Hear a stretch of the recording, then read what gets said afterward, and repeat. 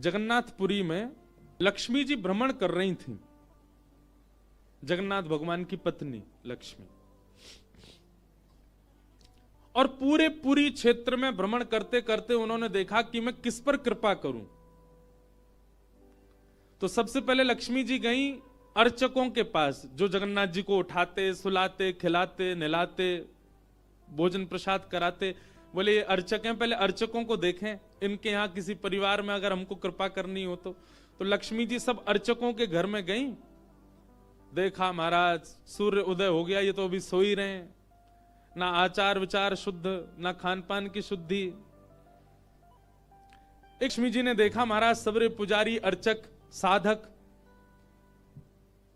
Late late तक सो रहे हैं, ना आचार विचार शुद्ध, ना खान पान की शुद्धि, ना वस्त्रादि धुले हुए, एक ही वस्त्र हैं, 5-5 दिन तक उन्हीं को पहनने हैं। लक्ष्मी जी बोली ये मेरे रहने लायक स्थान नहीं है, इसको यहां नहीं आऊंगी मैं। और तभी लक्ष्मी जी ने आगे जाकर के देखा कि वह परिवार जिनको झाड़ू लगाने की सेवा थी, नाली आदि साफ करने की सेवा थी, जिनको मंदिर में प्रवेश तक नहीं करने दिया जाता, उनके घर में गोबर का चौका, सब ब्रह्म मुहूर्त में उठ गए हैं, तुलसी जी को जल दे रहे हैं, घर में बिल्कुल शुद्ध भोजन बन रहा है, आचार विचार की शुद्धि, हाथ स्वच्छ हैं, पैर बच, जन्म से उनकी जाति कहीं ऊंची नहीं है, लेकिन बाकी सब कुछ उनका स्वस्थ था, बिल्कुल शुद्ध था। लक्ष्मी जी की कृपा चाहते हैं ना, पवित्र रहना प्रारंभ कर दो। लक्ष्मी जी को पवित्रता बहुत प्रिय है। आपने आज जो वस्त्र पहने, कल अगर आपने पहन लिए, लक्ष्मी जी तुरंत चली जाएंगी। इतनी भी अपवित्रता लक्ष्मी जी को प्रिय नहीं है। लक्ष्मी जी बोली ये अच्छी है, इसके यहां मैं जाऊंगी। लक्ष्मी जी प्रत्यक्ष प्रकट हो गई उनके घर में जाकर के। अब वे तो बेचारे छोटे मोटे लोग, बेचारे ज्यादा धनवान तो थे नहीं। उन्होंने जब देखा कि अत्यंत गहने पहन रखे हैं, ऐसी मधुर सुगंधी आ रही है, रूप देख करके नेत्रों के पलक नहीं झपके जा रहे, सबने दंडवत प्रणाम किया। बोले आपका परिचय? बोले हम जगन्नाथ जी की गृहिणी हैं, साक्षात लक्ष्मी। वे सब घर के लोग, अरे हमारे घर का तो जल भी आपके स्पर्श योग्य नहीं है, हम तो ऐसे लोग हैं, हम तो नीचे लोग हैं। ये लक्ष्मी जी बोली ये सब बात नहीं करो, हम लोग ठाकुर जी ये सब विचार नहीं करते। तुम्हारा आचरण देखो कितना शुद्ध, तुम्हारे व्यवहार कितना शुद्ध, तुम्हारी बुद्धि कितनी शुद्ध है। और सुनो, चौकी लगाओ, जो भी घर में बना है प्रत्यक्ष थाल में पधराओ, हम तुम्हारे यहां प्रसाद पा करके जाएंगे। पूरा घर भाव विवल हो गया, सबके नेत्रों में आंसू, साक्षात लक्ष्मी जी आई हैं। सबने पवाया। लक्ष्मी जी प्रेम से प्रसाद पा रही थी, तभी जगन्नाथ जी के बगल में ही विराजती हैं सुभद्रा जी। सुभद्रा जी के बगल में विराजते हैं श्री बलराम जी। बलराम जी भ्रमण कर रहे थे पुरी में। भ्रमण करते करते वो घर घरों में झांक के देख रहे थे क्या हो रहा है। जैसे ही उस घर में झांक के देखा तो श्री लक्ष्मी जी प्रसाद पा रहे हैं। बलराम जी बोले राम राम राम राम राम राम, ये झाड़ू पोंछा बर्तन करने वाले लोग, इनके यहां पर चले जाओ, इन पर कृपा करो। पर भैया इनके यहां तो भक्ष भक्ष भी बनता होगा, मांस भी बनता होगा, और ये लक्ष्मी जी यहां बैठ करके प्रसाद पा रही, हमारी घर की बेटी, हमारी घर की बहू, बिल्कुल आचार विचार की शुद्धि नहीं रखी। नाक फूल गई, बलराम जी की नाक फूल गई। महाराज आकर के कुछ बोले तो नहीं, मंदिर में आके बैठ गए। तो लक्ष्मी जी प्रसाद बनाती हैं। जैसे ही भोग रखा गया जगन्नाथ जी के आगे, बलभद्र सुभद्रा जी तुरंत हाथ पांव धो के बैठ गए। बलराम जी अपने सिंहासन से ही नहीं उठे, नाक फुला के बैठे हैं। जगन्नाथ जी बोले भैया आ जाओ, भोग आएगा, हमें नहीं पाना, तुम लोग पाओ। क्यों, क्या हो गया? अब क्या बोले, अब तो सब आचार विचार सब खत्म हो चुका है।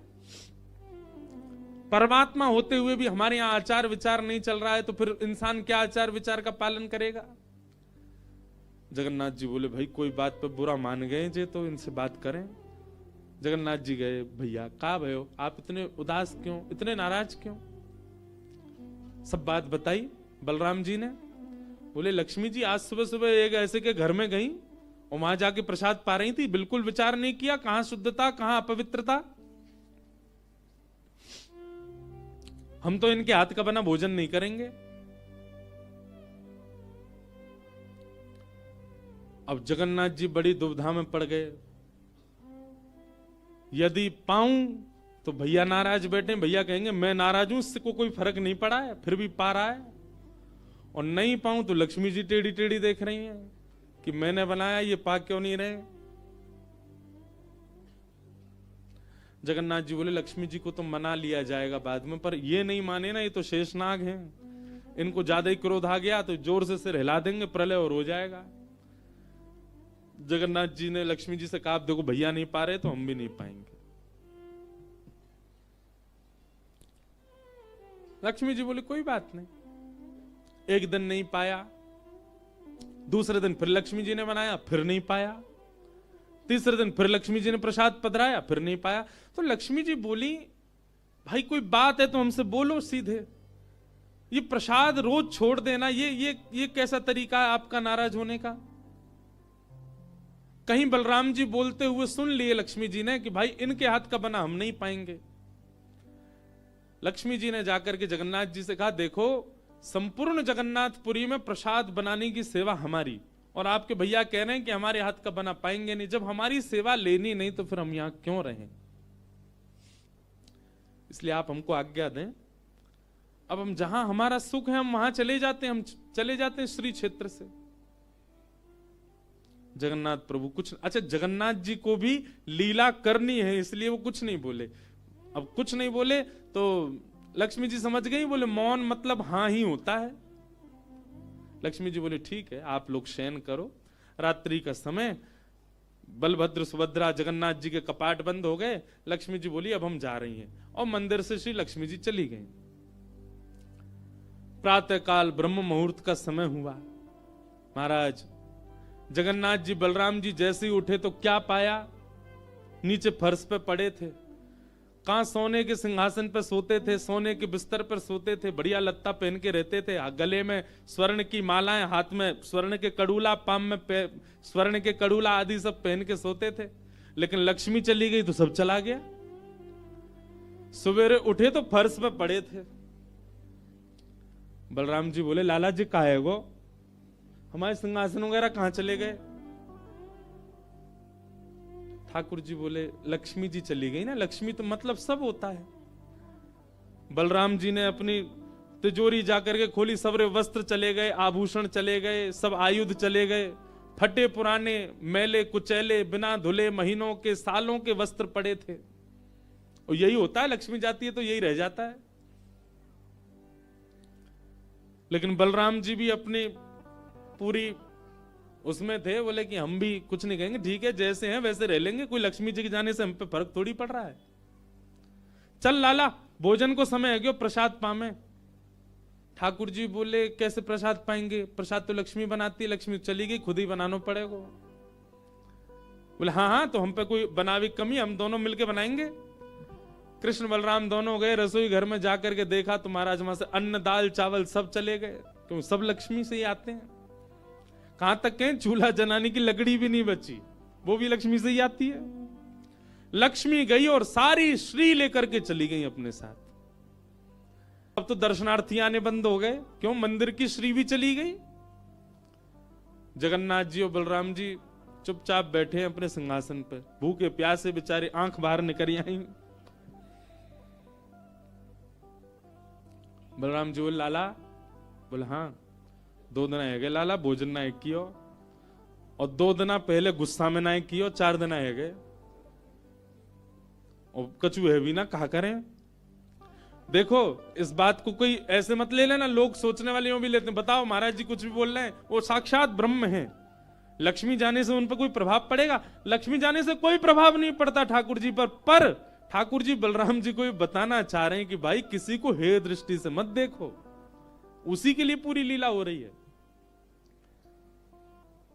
ठाकुर जी बोले दाऊ दादा एक काम है सके, बोले कहा,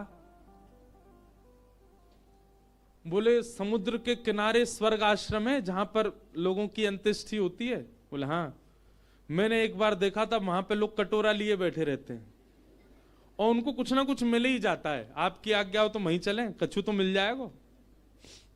लाला पूरी दुनिया कहा कहेगी बताओ कृष्ण बलराम कहा कर रहे हैं ये। बोले ऐसे थोड़ी जाएंगे, रूप बदल के चलेंगे, कछु तो मिलेगा, पेट तो नहीं भरेगा हमारा। लक्ष्मी जी तो आएंगी नहीं, नाराज होकर चली गई।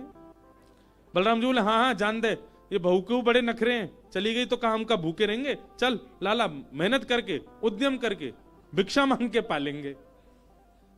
और श्री कृष्ण बलराम दोनों छोटे से बालक का रूप धारण करके गए और स्वर्ग आश्रम के बाहर कटोरा लेके बैठ गए, कोई कुछ तो दे जाएगा। ठाकुर जी और बलराम जी अपनी झोली फैला के जय जगन्नाथ जय जगन्नाथ, मैया तेरा भला हो कुछ दो। और कोई कुछ नहीं थे। एक ने तो डांट दिया, बोले हे छोटे बालकों क्या करते हो, विद्यालय जाया करो, पढ़ाई लिखाई किया करो, क्या बचपन में आके बैठ गए हो यहाँ पे। बलराम जी बोले लाला ही तो बहुत डांट रही है। ठाकुर जी मनी मन कहे और कर लो अपमान लक्ष्मी जी का। इतने में ही एक महात्मा आए, उन पर धन तो था नहीं, उनके पास में बस मूड़ी थी, महात्मा जी के पास भेल थी, भेल। ठाकुर जी ऐसे झोली फैला के बैठे, बलराम जी भी। तो महात्मा जी ने क्या किया, ऐसे करके लो बच्चों लो पालो, पेट भर लो। बलराम जी बोले लाला एक समय को भोजन तो मिल ही गए। ठाकुर जी बलराम जी दोनों खुश हुए। लक्ष्मी जी ने दूर से देखा, ए पवन देव जोर से बहना प्रारंभ करो। ऐसी जोर की हवा चली महाराज, सबरी मूड़ी उड़ गई।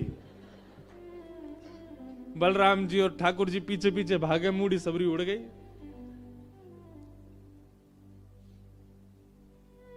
बलराम जी बोले लाला ये क्या हो गया। बोले भैया हम संकोच में कुछ कहते नहीं, आप बड़े भैया, पर हम एक बात कहें, ये लक्ष्मी के बिना सब हाल हो रहा है हमारा। ठीक है बहू है, आपने समझा देते, आप भी बिल्कुल नाक फुला के बैठ गए, गुस्सा है के बैठ गए, चली गई बेचारी। यदि वे प्रसन्न हो जाए तो फिर सब ठीक है जाएगा। अरे ना बेटा कोई बात नहीं, हम तो क्षमा मांग लेंगे, तेने पहले क्यों ना कही मोते। ठाकुर जी बोले अब कोई बात नहीं, अब चलते हैं, ढूंढे उनको कहां है। पूरे पुरी में ढूंढा, कहां है लक्ष्मी जी। लक्ष्मी जी उसी कन्या के घर में थी, उसी घर में थी जहां देख करके बलराम जी को हीन भावना आ गई थी। बलराम जी लेके गए, लाला यही घर में बैठी जब मैंने देखी काई। वहां जाकर के देखा तो महाराज उस घर में बिल्कुल जैसे मंदिर की रौनक होती है, ऐसी रौनक उस घर की हो रही थी। फर्श लगे हुए हैं, बढ़िया सोने चांदी के बर्तन रखे हैं, एक जगमगा रहा है मणियों से पूरा घर भवन। और बाहर बैठ करके उस महिला के जिसके ऊपर कृपा की थी लक्ष्मी, उसके बालक भर भर के सामग्री दे रहे हैं लोगों को, भोजन की सामग्री, वस्त्र ले जाओ, ये ले जाओ, कोई गरीब कन्या के लिए धन ले जाओ, राशि ले जाओ, सोने की मोहर ले जाओ। लक्ष्मी जी बैठी है घर में। ठाकुर जी बोले अब लक्ष्मी जी तो नाराज हैं, भैया एक काम करें, हम भी लाइन में लग जाएं, कछु मांग लें, लेके चल दें। जैसे ही ठाकुर जी और बलराम जी लगे कतार में, भीतर से लक्ष्मी जी को देख के दया आ गई। मेरे प्राणनाथ ये चाहे तो सर्वसमर्थ हैं, परंतु बलराम जी को बताने के लिए पूरी लीला कर रहे हैं। लक्ष्मी जी तुरंत बाहर आई और दोनों को इशारा किया, आप लोग इधर आओ। बलराम जी बोले देख बहू तू नाराज मत हो, हम ते गलती है गई, और वैसे गलती तेरी भी कम नहीं, तो को नहीं जानो चाहिए ऐसी जगह। लक्ष्मी जी बोली दाऊ दादा ठाकुर जी के लिए सब अलाव है, हमारे लिए इतने बंधन। वे किसी भी भक्त पर कृपा करने जा सकते हैं, वहां पर जात पात नहीं देखी जाती, वहां पर यह नहीं देखा जाता कि भजने वाला कौन है, ब्राह्मण है, क्षत्रिय, वैश्य कौन है, सब पर वो अनुग्रह कर सकते हैं। तो फिर हमारे ऊपर इतनी रोक टोक क्यों। और किसी के जन्मगत व्यवहार से उसका पूरा जीवन नहीं आंकना चाहिए, उसके स्वभाव व्यवहार से देखना चाहिए कि वो है कैसा। कहां आप कहते हैं कि ब्राह्मण सर्वश्रेष्ठ, और वो देर देर तक सो के उठ रहे हैं, उनके यहां शुद्धि नहीं, वस्त्र 4-4 दिन तक पहन रहे हैं, एक एक महीना एक ही धोती में निकाल रहे हैं। आप कह रहे हैं कि वो श्रेष्ठ, और ये लोग जो इतनी पवित्रता का ध्यान रखते हैं, इन पर कृपा ना हो। हमारे अनुसार तो जो अपने कर्म से शुद्ध है वो शुद्ध है। बलराम जी और ठाकुर जी दोनों मान गए, जैसी आपकी इच्छा। बोले नहीं, आज के बाद हम आपसे एक नियम चाहते हैं। क्या? बोले श्री जगन्नाथपुरी में नियम कर दीजिए। बोले क्या? जिस महाप्रसाद को ब्राह्मण पाएगा उसी महाप्रसाद को शूद्र भी पाएगा, दोनों को समान फल मिलेगा। और यहां महाप्रसाद का ऐसा नियम रखा जाए कि अगर एक ही पत्तल में दोनों बैठ करके पालें तो दोनों को समान पुण्य प्राप्त होगा। महाप्रसाद पाते ही, अन्य तीर्थों में तो बहुत साधन करने पड़ेंगे, पर पुरी में आकर के कोई एक तिनका भी यदि महाप्रसाद का पाले तो उसको सर्व साधनों का फल प्राप्त हो जाए। और किसी भी प्रकार से यह ना देखा जाए कि कौन किस वर्ण का है, वो स्वभाव से शुद्ध होना चाहिए। हम सबको हृदय लगावे। अगर ये सब आपको मंजूर हो तो मैं राजी हूं। राजी हुए और तब से श्री जगन्नाथपुरी में ये सब नियम नष्ट कर दिए गए। महाप्रभु जी सबके लिए सुलभ हो गए।